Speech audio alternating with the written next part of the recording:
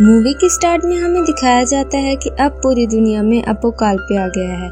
इस कारण ये दुनिया रहने लायक नहीं रही। इसलिए कुछ इंजीनियर्स और आर्किटेक्चर्स ने मिलकर आने वाली जनरेशन के लिए एक एम्बर नाम की अंडरग्राउंड सिटी को बनाया है, जब तक कि धरती फिर से रहने लायक नहीं हो जाती, और इस उम्मीद में कि आने वाली जनरेशन को धरती के बारे में कुछ याद ना हो, ताकि वो लोग वही रहें जब तक उनका बॉक्स 200 साल बाद खुलने पर उन्हें वो लेटर ना दे।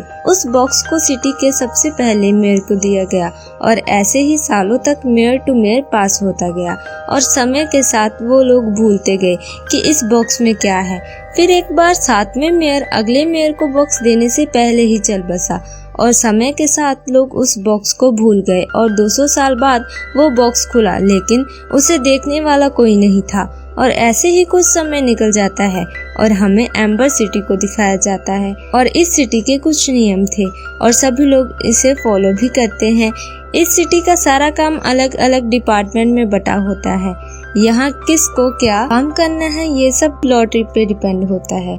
यहाँ एडवांस सिस्टम ना होने के कारण ज्यादा से ज्यादा काम मैनुअली ही होता है, और पूरी सिटी में बड़े बड़े जनरेटर लगे होते हैं ताकि सिटी की लाइट बनी रहे। इस सिटी को 200 साल की कैपेसिटी में बनाया गया है और अब 200 साल भी हो चुके हैं। इस कारण जनरेटर्स भी धीरे धीरे खराब हो रहे थे, इसलिए इस शहर में लाइट जाती रहती है। इसके बाद हम ड्यून नाम के लड़के को देखते हैं, जिसका सपना इलेक्ट्रिशियन बनने का होता है ताकि वो अपने शहर के जनरेटर्स को ठीक कर सके, क्योंकि उसके डैड भी यही काम करते हैं। जिसके बाद लीना नाम की लड़की को दिखाया जाता है, जिसका सपना होता है मैसेंजर बनने का। जैसे हमें मूवी की स्टार्टिंग में बताया गया था कि किसको क्या काम करना है, ये सब लॉटरी पे डिपेंड करता है। इसीलिए लॉटरी के हिसाब से लीना को पाइप वर्कर का काम मिलता है और ड्यून को मैसेंजर का। ये दोनों को ही अपना काम पसंद नहीं था। फिर ड्यून सोचता है मैसेंजर बनने से अच्छा मैं पाइप वर्कर का काम कर लूं, इसी बहाने मैं जनरेटर के पास तो रहूंगा। इसलिए ड्यून लीना से लॉटरी एक्सचेंज कर लेता है। लीना को उसकी पसंद की जॉब मिल गई थी, इसलिए वह बहुत खुश होती है। अब हमेशा की तरह वो अपनी बहन को सुलाने के लिए अपने डैड की रिकॉर्डिंग सुनाती है, क्योंकि उसके डैड अब इस दुनिया में नहीं रहे। लेकिन इस डिवाइस से किसी बोरो नाम के एक और आदमी की भी आवाज आती थी। इस आदमी ने उसके डैड के लिए एक मैसेज छोड़ा था कि उसने किसी चीज पर अपना इरादा छोड़ दिया है। इसके साथ ही वो मैसेज कट हो जाता है। अब अगले दिन उसको उसका पहला काम मिलता है, उसकी आंट का मैसेज डिलीवर करने का। और जब वो अपने आंट के पास उनका मैसेज लेकर जाती है, तभी उन्हें एक आदमी की आवाज सुनाई देती है, जो सिटी के डार्क प्लेस से निकल कर आ रहा होता है, जहाँ पर जाना मना होता है। वो बहुत ही डरा हुआ था और सबसे बोलता है उसने वो डार्क जगह पर एक बड़े से क्रीचर को देखा है, जिसका साइज हमारे घर से भी बड़ा है। लेकिन उसकी इस बातों पर कोई भी यकीन नहीं करता, और सिटी के रूल्स तोड़ने के कारण उसे पुलिस अरेस्ट करके ले जाती है।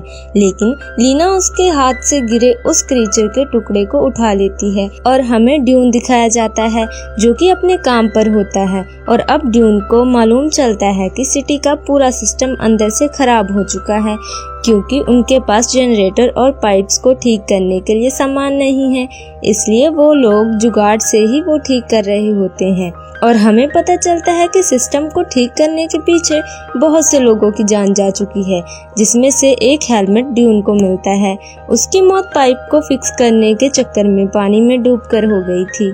ड्यून को उसके पार्टनर के बिहेवियर से पता चलता है कि सभी हार मान चुके हैं इस सिस्टम से, इसलिए यहाँ कोई भी किसी से भी मतलब नहीं रखता, बस अपना काम करते रहते हैं। फिर ड्यून अपने पार्टनर से शहर का मैप चुरा लेता है और टेंट में चला जाता है, और टेंट में घूमते ही उसे एक लॉक चैम्बर मिलता है, जो कि मैप से मिला होता है।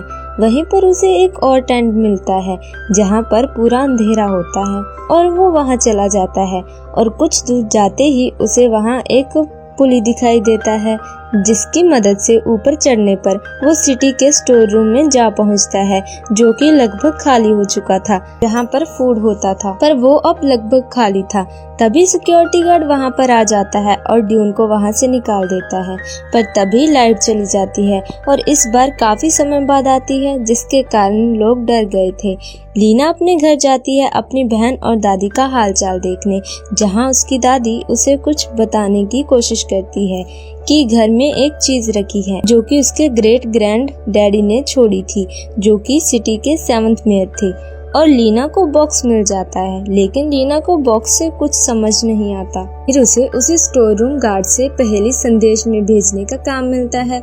संदेश लेकर लीना मेयर के ऑफिस पहुंचती है और वहां पर सभी मेयर्स की तस्वीर दिखती है और उसे उसके ग्रेट ग्रैंड डैडी की भी तस्वीर दिखती है, जिनके हाथ में वही बॉक्स था जो कि लीना को कुछ देर पहले मिला था। अब लीना मेयर को वो संदेश देती है तो उसे मेयर के पास कुछ कैन्स दिखाई देते हैं, लेकिन मेयर उन्हें जल्दी से छुपा लेता है। अब लीना ल्यूपर के पास जाती है, उसने मेयर को संदेश दे दिया है। तभी लीना देखती है वो किसी से बात कर रहा होता है और बोलती है कि बस उसे उसकी पड़ी है और जल्द ही शहर से सब खत्म हो जाएगा।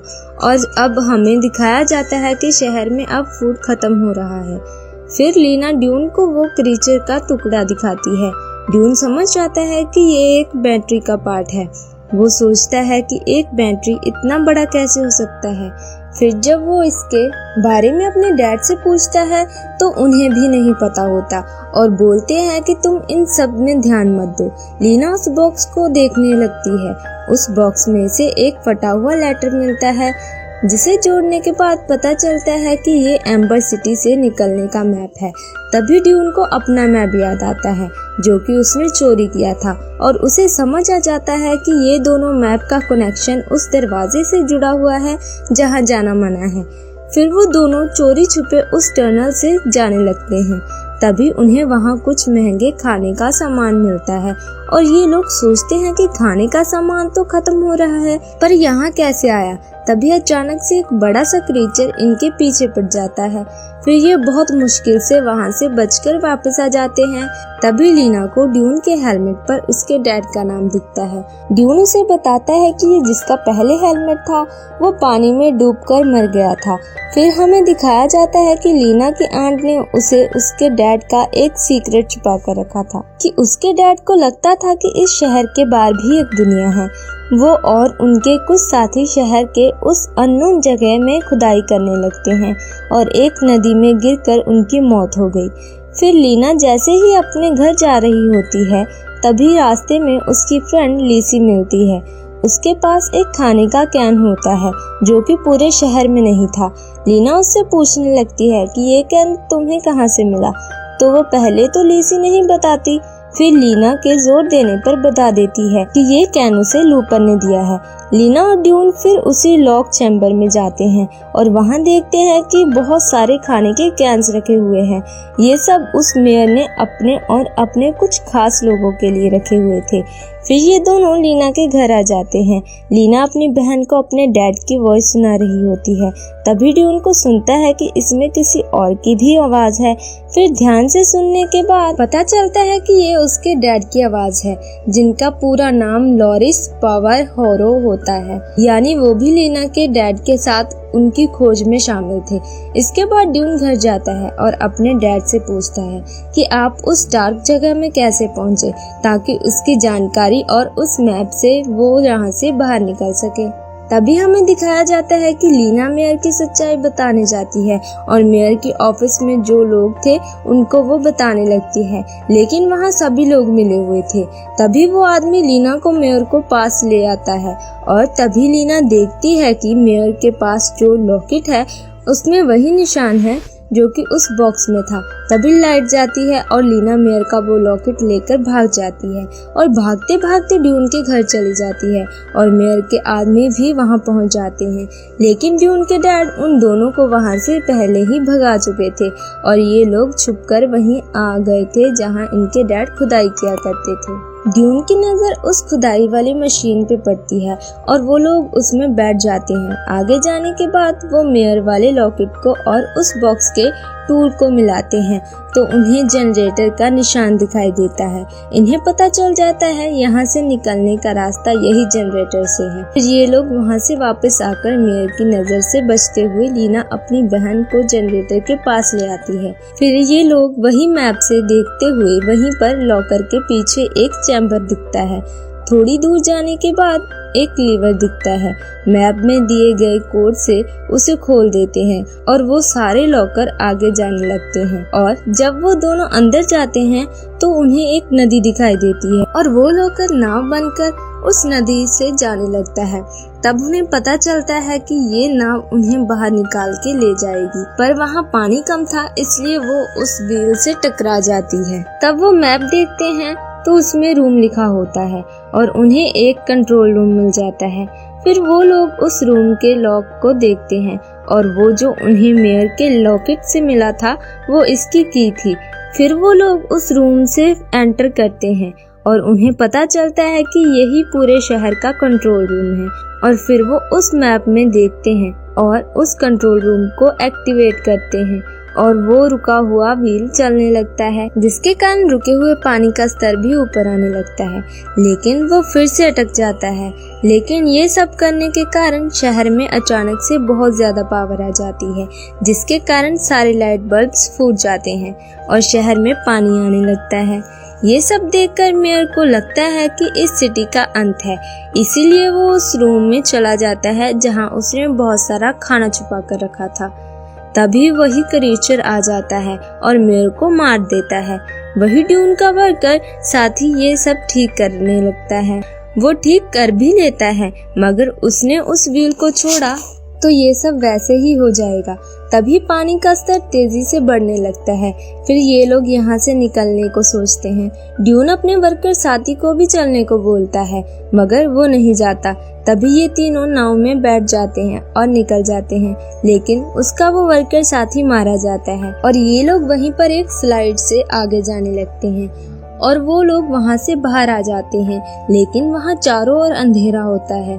तभी कुछ देर बाद उन्हें सूरज की किरण दिखाई देती है। अब 200 साल पूरे हो चुके थे, इसलिए ये दुनिया रहने लायक हो गई थी। तभी वो एक गड्ढे में देखते हैं तो उन्हें उनका शहर दिख रहा था और अपने लोगों को बताने के लिए एक पत्थर पर एक मैसेज लिखकर ऊपर से फेंक देते हैं और वो सीधा ड्यून के डैड के पास जाकर गिरता है और वो समझ जाते हैं कि उसके बेटे ने कर दिखाया। और ये मूवी यहीं पर खत्म हो जाती है। अगर आपको ये कहानी अच्छी लगी हो तो चैनल को सब्सक्राइब जरूर करें। Thank you.